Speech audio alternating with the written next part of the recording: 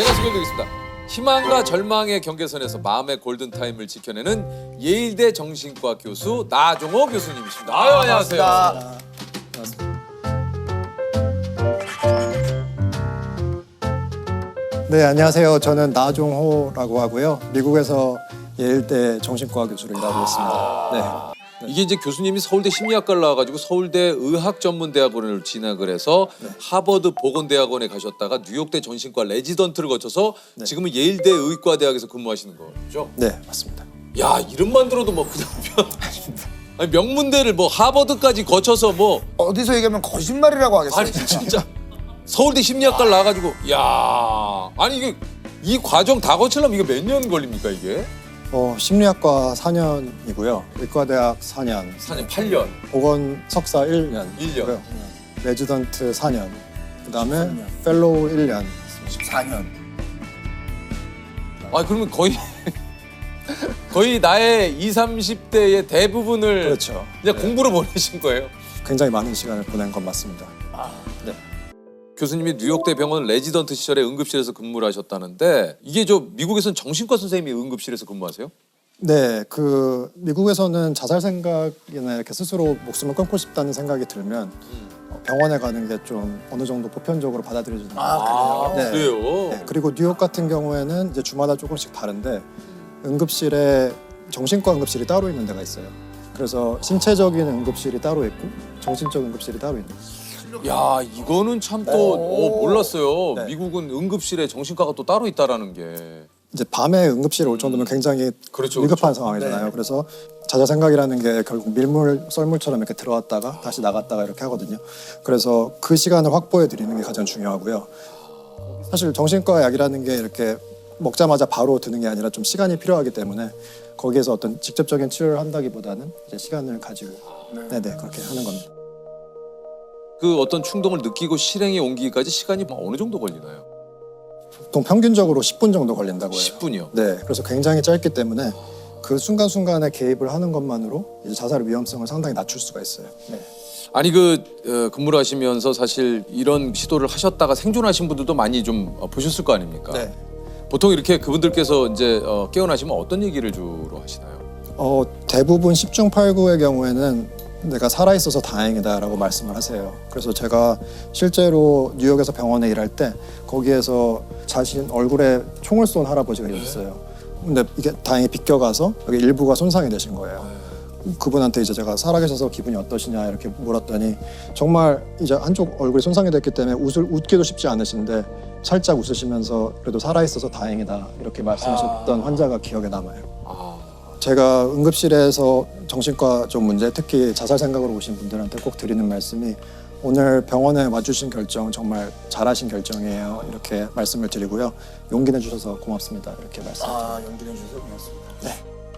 근데 이제 그 교수님께서는 한국에서 자살을 극단적 선택이라고 표현하는 데 있어서 좀 개인적인 아쉬움이 좀 있으시다고 그래요. 네, 사실 극단적 선택이라는 표현은 어떻게 보면은 좀 우리가 자살이라는 단어를 완곡하게 표현한 거잖아요. 그렇죠. 예. 그런데 우리가 언론에서 자살을 보도할 때 가장 중요한 게 이게 선택의 일부라는 거를 보여주면 안 돼요. 그래서 선택지의 하나라는 것을 명시하면 안 되는데 사실 극단적 선택이라는 말은 그 말 자체에 선택이라는 게 포함이 돼 있잖아요. 그래서 그게 이제 가장 큰 문제점 중에 하나인 것 같고 선택지에 놓는 것이 아니다. 그렇죠. 예. 그리고 정신 질환을 가지신 분들이 굉장히 많아요. 자살로 이제 사망을 하시는 경우에. 네. 그럴 경우에 우리가 예를 들면 암으로 사망을 하시면 그분이 투병을 하셨다고 하잖아요. 네네. 그래서 병하고 싸우다가 이렇게 돌아가셨다 네. 이렇게 하는데 정신질환을 앓다가 이제 세상을 떠나신 분들한테 어떤 선택이라고 하는 것 자체는 어떻게 보면은 좀 부정적인 뉘앙스를 줄 수 있다라는 생각. 그들은 나름대로의 투병 생활을 한 건데. 그렇죠. 네. 그리고 마지막으로 이제 자살로 세상을 떠나신 분들의 유가족이 있잖아요. 그런 분들은 굉장히 죄책감으로 괴로워하시는 경우도 많고 그분들이 실제로 가장 듣기 싫어하는 말이 너희 가족이 왜 그런 선택을 하셨냐 이런 질문이라고 해요. 가뜩이나 죄책감을 느끼시는데 오히려 죄책감을 2번 드리는 언어가 될 수가 있어서 네. 그래서 그냥 이제 그 교수님께서는 자살이라는 표현을. 네, 사실 대부분의 나라에서 그냥 자살로 표현을 하고 있어요. 왜냐하면 완곡한 언어로 표현을 한다는 게 어떤 자살 예방한다던가 자살을 줄이는 데 도움이 된다는 근거가 별로 없거든요. 그래서 제가 지속적으로 좀 그렇게 주장을 하고 있습니다. 네.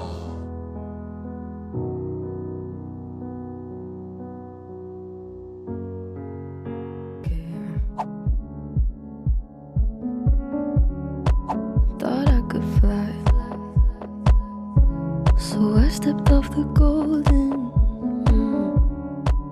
Nobody cries. 스스로의 우울증에 대해서 이야기를 하고 Nobody. 나도 이렇게 힘들었다. 그러니까 여러분도 용기를 내달라. 이런 게 이제 갈수록 그런 문화로 나아가고 있는 것 같아요. 아 맞아요. 예전에 뭐 예를 들어서 제가 나 요즘 우울해. 야 네가 뭐가 우울해? 너만큼 행복한 사람이 어딨어? 야씨 내가 너는 춤추고 다닌다. 너 내 얘기 들어볼래? 막 이래버리면 사실 이게 대화가 안 되는 거잖아요, 교수님. 맞습니다. 네. 네. 그 제일 좋은 경청할 수 있는 방법은 뭔가요? 나 우울해라고 시작을 네. 했으면. 네.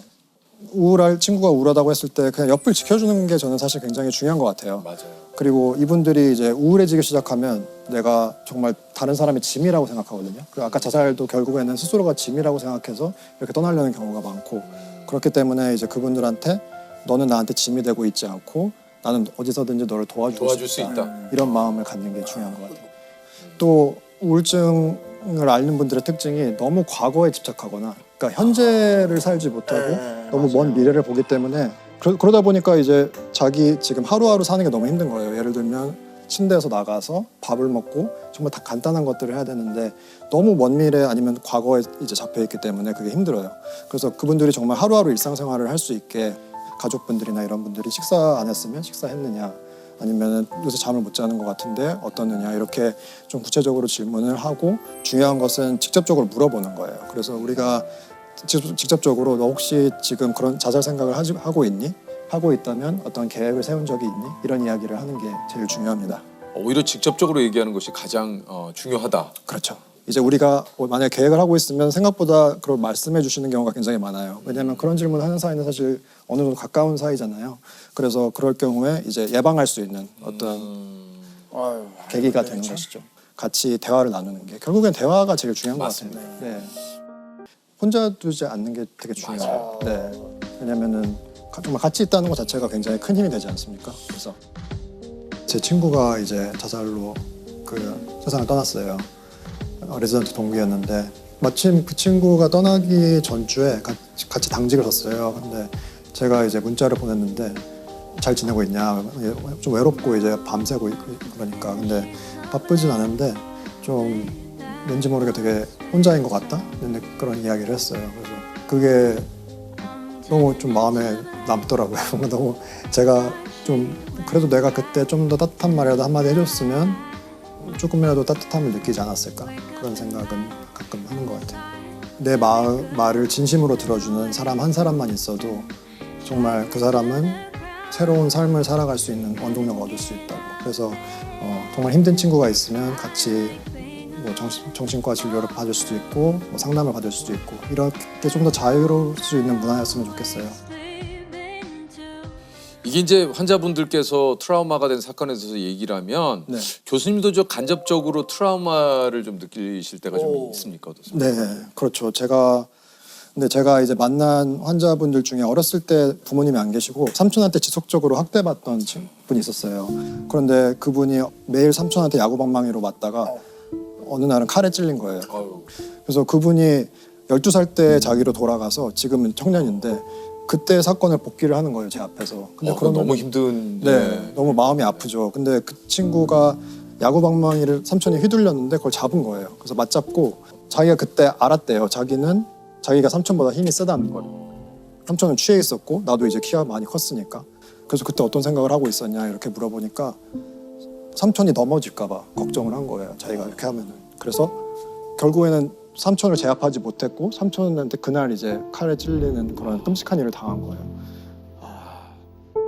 그 환자분께 어렸을 때 가장 행복했던 기억이 뭐냐라고 물어봤더니 거의 뭐 어렸을 때 행복한 기억이 없다는 거예요. 항상 맨날 안 좋은 일만 있었으니까. 근데 한 가지 딱 기억나는 게 그 자기를 맨날 학대한 삼촌이 이렇게 무등을 태워줬다는 거예요.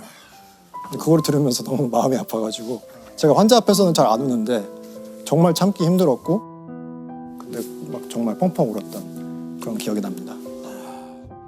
아이들은 항상 부모를 용서한다고 해요. 근데 정말 그 사건을 들으면서 이 나를 그렇게 매일같이 학대하는 삼촌을 걱정하는 마음이 너무 좀 되게 마음이 되게 아팠던 본인을 네. 그렇게 고통스럽게 하는데도 불구하고 그렇죠. 아이들은 끊임없이 어른들을 용서한다라는 그 얘기가 참 너무 마음이 아프네요. 예. 이게 좀 교수님께도 여쭤보고 싶어요. 교수님은 어떻게 좀 자기 감정을 좀 챙기십니까? 일단 저는 제일 중요한 게 자기 감정을 기록하는 것 같아요. 스스로 물어봐주고 0점에서 100점에서 내 기분이 오늘 어느 정도 됐지 이런 거를 좀 계속 점검을 해봐요. 그래서 만약에 내가 오늘 기분이 뭐 100점이었으면 내가 오늘 어떤 일을 했는지 좀 보는 거예요. 그래서 내가 어떤 일을 할 때 제일 기쁘고 기쁜지. 어떤 일을 할 그것도 때 체크하는구나. 스트레스를 받는지 이런 걸 알아서 스스로 어떻게 보면은 자기한테 처방을 하는 거죠. 내가 스스로 행복해질 수 있는 것들을 처방을 해서 저 같은 경우는 이제 글쓰기를 좋아하는데 글 쓰는 것을 하루에 뭐 일주일에 3번 정해놓고 쓴다든가 아니면 이제 운동 좋아하시잖아요. 네. 그래서 운동 이렇게 정해놓고 하는 것도 굉장히 도움이 많이 되고요. 네. 아니 그 좀 다양한 환자분들과 얘기를 나누다 보면 그러니까 스스로가 좀 삶에 대한 태도가 좀 바뀌셨나요? 어떤가요? 정신과 의사로 일을 하면서는 좀 너무 배반하는 노력을 좀 많이 본 것 같아요. 그건 뭡니까? 정말 열심히 살고 착하게 살고 성실하게 살았는데 어느 날 갑자기 닥친 트라우마 아니면 불행으로 인해서 인생이 정말 180도 달라지는 거죠.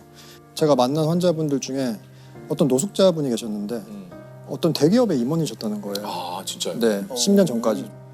아내분이 돌아가신 다음에 이제 마약에 중독이 되셔가지고 어떻게 보면은 사회적으로 많이 몰락을 하신 거죠. 근데 그런 과정들을 보면서 어떤 사회에서 말하는 그런 성공이라는 게 정말 약간 신기루 같다는 생각을 많이 했어요. 내가 이룬 것이 물론 내 노력도 있지만 사실 굉장히 많은 부분이 운이었다라는 생각을 많이 하게 돼요. 그래서 제가 정신과 의사로서 할 수 있는 게 무엇일까라는 생각을 많이 하는데 청년들한테 채찍질을 하거나 이런 것보다는 그분들한테 좀 위로를 해드리고 싶다는 생각을 많이 해요, 살면서.